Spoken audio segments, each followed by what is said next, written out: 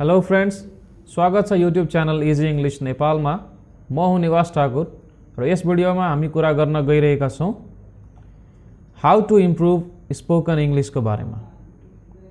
यसभन्दा पहिले मैले एउटा भिडियो बनाएको थिएँ जसमा रिटन इंग्लिशलाई फोकस गरेर मैले केही कुराहरू राखेको थिएँ। त्यसमा पनि 5 स्टेप्स सिम्पल स्टेप्स को बारे में हामीले कुरा गरेका थियौं कि रिटन इंग्लिशलाई कसरी राम्रै बनाउन सकिन्छ।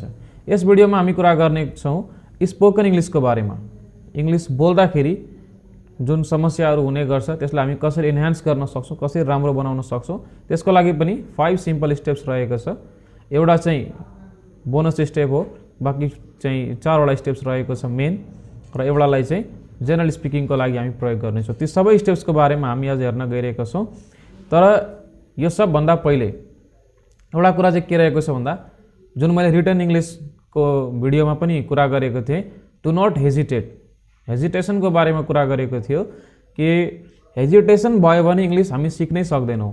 चाहे त्यो रिटन होस् चाहे स्पोकन होस्, कुनै कुरामा पनि हामीलाई हेजिटेसन भइरहेको छ भने हामी इंग्लिश सिक्न सक्दैनौं। कुनै पनि कुरा प्राय सकिँदैन सिक्नको लागि यदि हेजिटेसन भइरहेको छ भने। र स्पोकन इंग्लिशमा त झन् खास गरी, किनकि धेरै जनाको कुरा सुन्न पनि मिल्छ। यदि इंग्लिश अलिकति नराम्रो भयो भने अथवा इंग्लिश बोल्न खोज्यो तर अरू कसैले बोलिरहेको छैन भने सुन्न मिल्छ कि कति नजान्ने भयो, इंग्लिश बोल्न खोज्छ, सबै यहाँ नेपाली बोल्नेहरू बीच इंग्लिश बोल्न खोज्दैछ, कति न विदेशी भयो, यस्ता खालका कुराहरू सुन्न मिल्छ। तर यदि यी कुराहरूलाई सुनेर पनि सहेर पनि यदि हामी अगाडि बढ्यौं भने, सिक्न चाह्यौं भने, अनि हाम्रो स्पोकन इंग्लिश राम्रो हुन्छ। यदि यी कुराहरूलाई मनमा राख्यौं भने र म सक्दिनँ भन्ने कुरा भयो, हैन म किन बोल्नु, नेपाली नै ठीक छ, सबैले नेपाली नै बोल्छ भनेर, तर यदि चाहिएको छ इंग्लिश र पनि हामी सिक्दैनौं भने त्यो चाहिँ हाम्रो गल्ती हुन्छ। So how to improve spoken English 5 steps हामी हेर्न गइरहेका छौं। धेरै सिम्पल स्टेप्सहरू छन्। सबभन्दा पहिलो रहेको छ लिसनिङ। हामी कुनै पनि भाषाको कुरा गरौँ त्यसमा लिसनिङ चाहिँ छ, रिटन नहुन पनि सक्छ। संसारमा यस्ता धेरै भाषाहरू छन्, ल्याङ्ग्वेजहरू छन् जसमा रिटन त छैन तर स्पोकन चाहिँ छ, भनेपछि सुन्ने खालको। किनकि ल्याङ्ग्वेजको सुरुवात नै सुन्नेबाट हुन्छ, लिसनिङबाट हुन्छ। त्यसैकारण रिटन नभए पनि लिसनिङ चाहिँ हुन्छ। आफ्नै भाषाको कुरा गरौँ, नेपालीकै कुरा गरौँ, सानोदेखि हामीले सुन्दै आएको कारणले नै नेपाली सिकेको। कुनै सुरुमा जुन बच्चाले नेपाली सिक्छ त आफ्नो कुनै मातृभाषा सिक्छ भने त्यसलाई हामी लेखेर दिँदैनौँ। त्यो बच्चाले कसरी सिक्छ भन्दा सुनेर सिक्छ। सो लिसनिङ चाहिँ एउटा मेजर पार्ट हो स्पोकन इंग्लिशको लागि। जति सुन्छौँ त्यति हाम्रो स्पिकिङ पनि राम्रो हुन्छ, तर प्र्याक्टिस गर्नु पर्यो त्यसको लागि चाहिँ। सो लिसनिङ फर्स्ट पोइन्ट हो। अब लिसनिङ के सुन्ने, न्यूज सुन्ने, डायलग्स, लेक्चर्स, अरू पनि धेरै कुराहरू हुन सक्छ जुन हामी सुन्न सक्छौं। तर एउटा राम्रो इंग्लिशको यति पनि गाह्रो इंग्लिश सुन्नु भएन कि बुझ्दैनौ। बेसिक लेभलमा छौ भने धेरै गाह्रो इंग्लिश सिकेर पनि सुनेर पनि हुँदैन।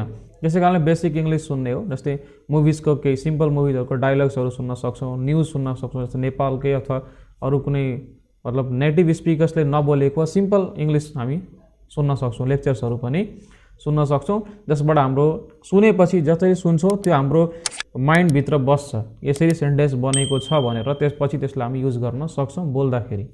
सो पहिलो पोइन्ट रहेको छ लिसनिङ। अर्को छ रिडिङ। रिडिङलाई हामी स्पोकन इंग्लिशमा त्यति फोकस गर्दैनौं, तर रिडिङले एउटा मेजर पार्ट रोल प्ले गर्छ। रिडिङबाट के हुन्छ भन्दा भोकाबुलरी चाहिँ एकदम स्ट्रङ हुन्छ। जति पढ्यो त्यति नयाँ नयाँ वर्डहरू पनि थाहा हुन्छ। न्यूज आर्टिकल होस् चाहे जेसुकै होस् त्यो कुराहरू, बुक्सहरू होस्। सो रिडिङ गर्दाखेरि भोकाबुलरी, सो नयाँ नयाँ वर्डहरू हुन्छ, वर्ड पावर हाम्रो बढ्दै जान्छ। त्यसले गर्दाखेरि रिडिङ गर्दा नयाँ नयाँ वर्ड कतिपय हामीलाई थाहा हुन्छ र त्यसको मिनिङलाई हेर्यो भने र त्यसलाई कसरी युज गर्ने त्यो कुरा हेर्यौं भने यसले हामीलाई स्पोकन इंग्लिशमा पनि हेल्प गर्छ। कुनै कुरा बोल्न चाहन्छौँ तर थाहा छैन पहिला कसरी बोल्ने भन्ने कुरा चाहिँ रिडिङ इंग्लिशबाट पनि थाहा हुन्छ, किनकि त्यो वर्ड हामीलाई त्यहाँबाट हामी पाउन सक्छौं। अब रिडिङ के गर्ने, न्यूजपेपर गर्न सक्छौं, रिडिङ म्यागजिन गर्न सक्छौं, बुक्स गर्न सक्छौं। सो यी कुराहरूलाई हामी रिडिङ गर्ने र त्यसमा जो नयाँ कुराहरू हुन्छ, नयाँ वर्डहरू हुन्छ, सेन्टेन्स फर्मेसन हुन्छ, सेन्टेन्स कसरी बनाइएको छ, यो कुरालाई बोल्नु पर्यो भने कसरी बोल्ने, त्यो कुरा रिडिङमा लेखिएको हुन्छ। लिसनिङ गर्दाखेरि त कति कुरा छुटेर पनि जान सक्छ अथवा स्पिकरले पनि केही मिस्टेक गर्न सकेको हुन्छ, तर रिडिङमा चाहिँ एकदमै करेक्सन गरेर लेखिएको हुन्छ। त्यसैले तपाईँ करेक्ट एकदमै स्पेलिङ्सहरू पनि सेन्टेन्स प्याटर्नहरू सबै तपाईले त्यहाँ करेक्ट पाउनुहुन्छ, राम्रोसँग लेखेको पाउन सक्नुहुन्छ। र न्यूजपेपर, म्यागजिन, बुक्स र डेली जसरी बोलिन्छ त्यस्तो खालको पनि सेन्टेन्सहरू तपाईँ त्यहाँ पाउन सक्नुहुन्छ। सो रिडिङलाई हामीले नेग्लेक्ट गर्छौँ, छोड्दिन्छौँ। रिडिङले स्पिकिङमा के हेल्प गर्छ भनेर कतिले छोडिदिन्छन्, तर त्यो चाहिँ होइन, रिडिङले पनि हेल्प गर्छ स्पोकन इङ्ग्लिसमा। अर्को पोइन्ट रहेको छ राइटिङ। सिधै बोल्न थाल्यो भने मिस्टेक हुन्छ र प्र्याक्टिस गर्न मन पनि लाग्दैन, हामी आफै डिमोटिभेट पनि भएर जान्छौँ र अब मैले बोल्न सक्दिनँ, म छोडिदिन्छु जस्तो पनि लाग्छ। त्यसभन्दा पहिले हामीले के गर्नु पर्यो भन्दा राइटिङ गर्ने। के कुरा बोल्न चाहन्छौँ त्यसैले हामी सुरुमा लेख्ने, लेखेपछि त्यसलाई याद गर्ने, पढ्ने, बारम्बार रिपिट गर्ने र त्यसलाई अब त्यसपछि चाहिँ हामी स्पिकिङमा ल्याउन सक्छौँ।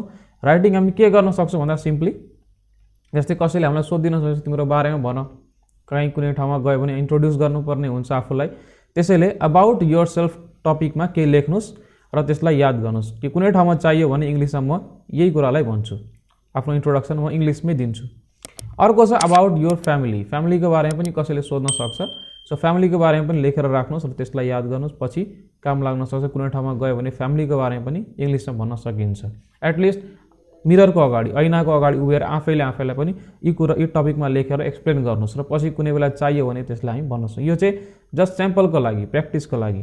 त्यसै गरी एम इन लाइफ, किनकि यो कुराहरू धेरै कसैलाई भन्नुपर्ने हुन्छ प्रायः। सो एम इन लाइफ, जीवनमा हामी के गर्न चाहन्छौँ, के बन्न चाहन्छौँ, त्यसबारेमा पनि केही कुनै टपिक एम इन लाइफमा केही कुराहरू लेख्नुहोस् र त्यसलाई याद गर्नुहोस् र कसैले एमको बारेमा सोध्यो भने म यी कुराहरू भन्छु भनेर चाहिँ त्यसलाई नोट गर्नुहोस्, लेख्नुहोस्।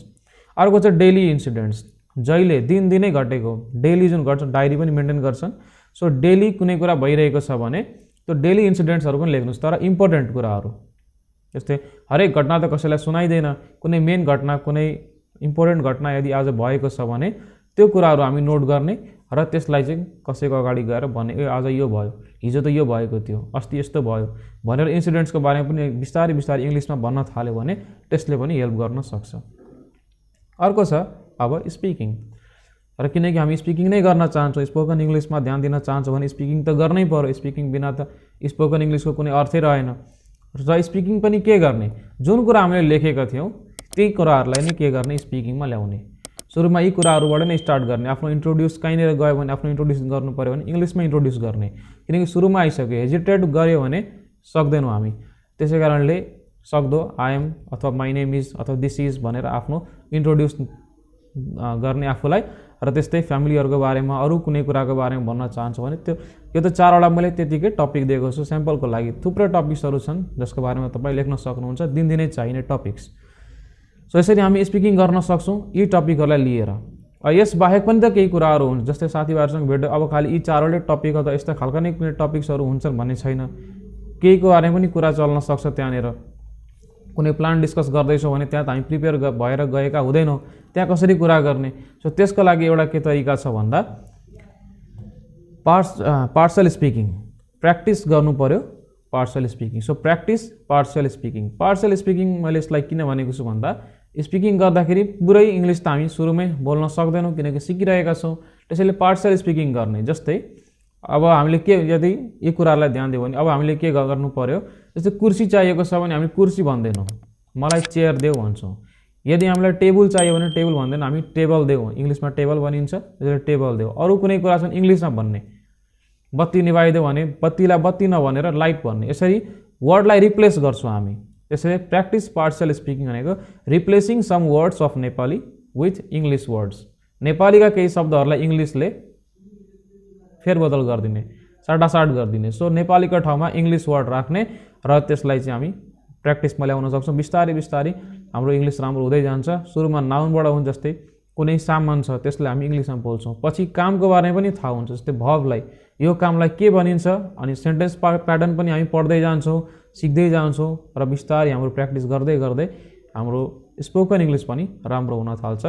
सो यो चाहिँ लास्टको एउटा तरिका थियो। कुनै ठाउँ पनि केही बोल्नु पऱ्यो भने, र यसको बेस्ट इक्जाम्पल तपाईँहरू सेलिब्रिटीबाट पनि हेर्न सक्नुहुन्छ। ठुल्ठुला व्यक्तिहरूलाई जब इन्टरभ्यू लिइन्छ भने, त्यहाँ केही सोधिन्छ भने तपाईँ नेपाली बोल्दा बोल्दै तिनीहरू देख्न सक्नुहुन्छ त्यहाँ भित्रभित्र इङ्ग्लिस वर्डहरू पनि युज गरिरहेका हुन्छन्।